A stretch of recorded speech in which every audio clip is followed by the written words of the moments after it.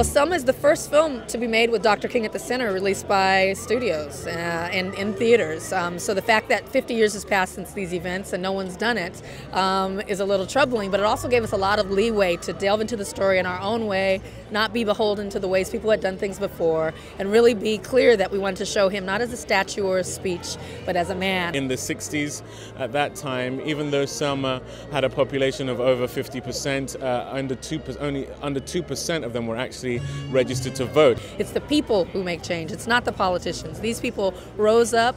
They resisted, they marched, they protested until they got what they wanted. They bled for these rights for us all to be able to vote. Dr. King and SCLC found this to be the case and decided to go and amplify this injustice, bring attention to it, and that's what spurred the Selma campaign. Actually looking at Dr. King and Ralph Abernathy and C.T. Vivian as sort of like as badasses, because it was badass what they were doing.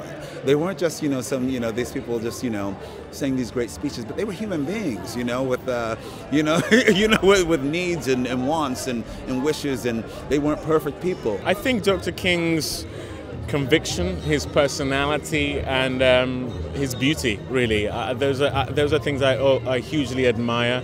I share his faith in terms of being a Christian myself, and anyone who's a person of faith can talk about that, but to actually do it is different. He looked so different, he sounded so different, he felt different just energetically in the room. I mean, he's my friend, and he's like a posh British guy, and all of a sudden he was kind of like this, pudgy Southern reverend, and he really did it. I mean, he's an extraordinary talent. The actual really tough thing was the spiritual work that had to take place. When he's giving those speeches, you can see that he's taken up with something beyond himself, and to try and sort of just put myself in that headspace was, I think, the biggest challenge. The smartest thing, I think, what Ava did, she was like, I'm not interested in,